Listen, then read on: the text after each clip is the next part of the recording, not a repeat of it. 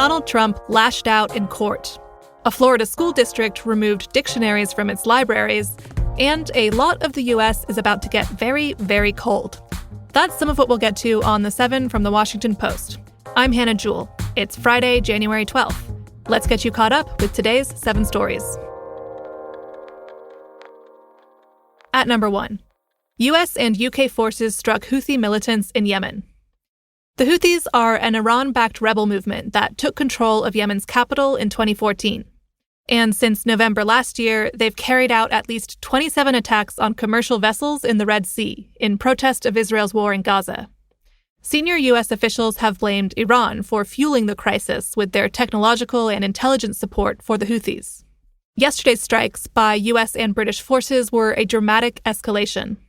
They hit more than 60 targets in 16 locations in Yemen, according to a military official.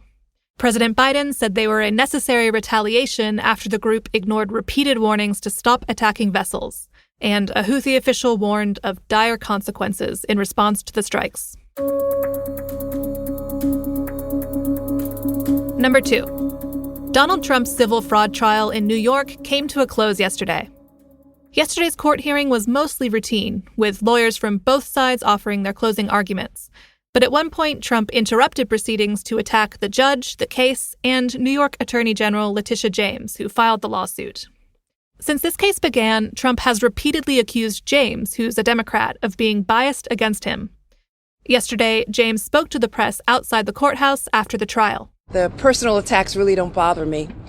The fact is that this trial has shown, and we have produced evidence about the scope, the scale, the depth, the breadth of the illegality, the fraud that impersonally enriched Donald Trump and his family. Trump and his company are accused of exaggerating his net worth to get better terms from bankers and lenders. New York is seeking a $370 million fine. The judge said he hopes to issue his ruling by the end of this month.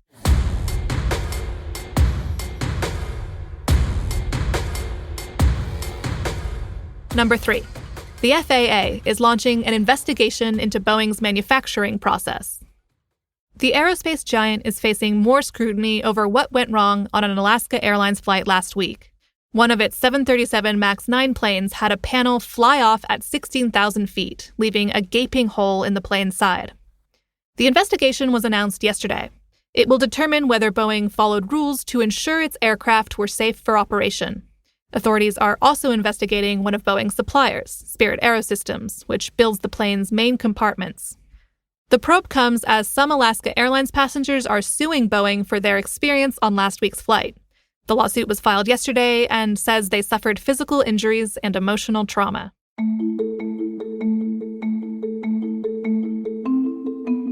Number 4. COVID killed nearly 10,000 people around the world last month. The World Health Organization shared coronavirus data this week from nearly 50 countries, mostly in the Americas and in Europe. The data suggests that holiday gatherings fueled transmission of the virus, leading to more deaths and a surge in hospital admissions. In the U.S., a new coronavirus variant called JN1 is sweeping the nation. But disease surveillance data has been dramatically scaled back since the pandemic, which makes it hard to know how this wave compares to previous ones. So if you or people you spend time with are at risk for severe illness, experts say that now is a good time to take some extra precautions.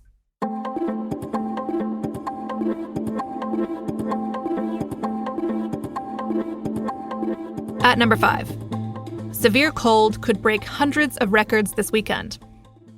A blast of Arctic air is about to freeze the western and central U.S. In some places, temperatures will plummet up to 60 degrees below normal.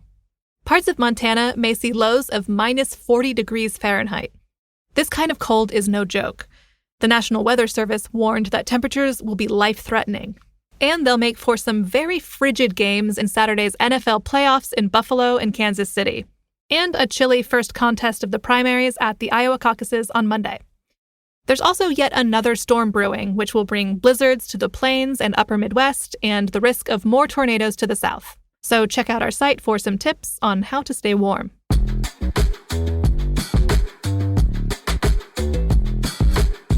Number 6.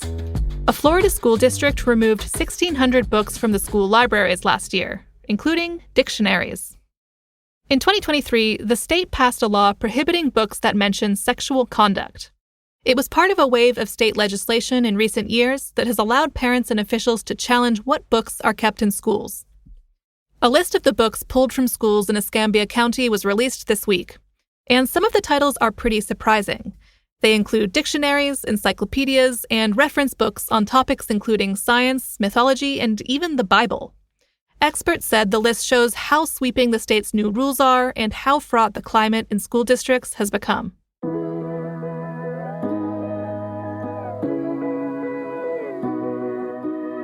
And at number 7, scientists found ancient pieces of fossilized skin from about 289 million years ago. They were found in a cave in Oklahoma. We don't know what prehistoric creature they belong to, but they have a pattern similar to crocodile skin. And paleontologists said yesterday that they're the oldest known pieces of preserved skin. They date back to the days when Earth was made up of one single supercontinent surrounded by ocean. The discovery allows scientists to better understand this ancient world. It could tell them more about how the ancestors of many of today's animals adapted to life on land, and maybe how they developed feathers and hair. You can see a picture of the skin at the link in our show notes. I promise it's only a little gross.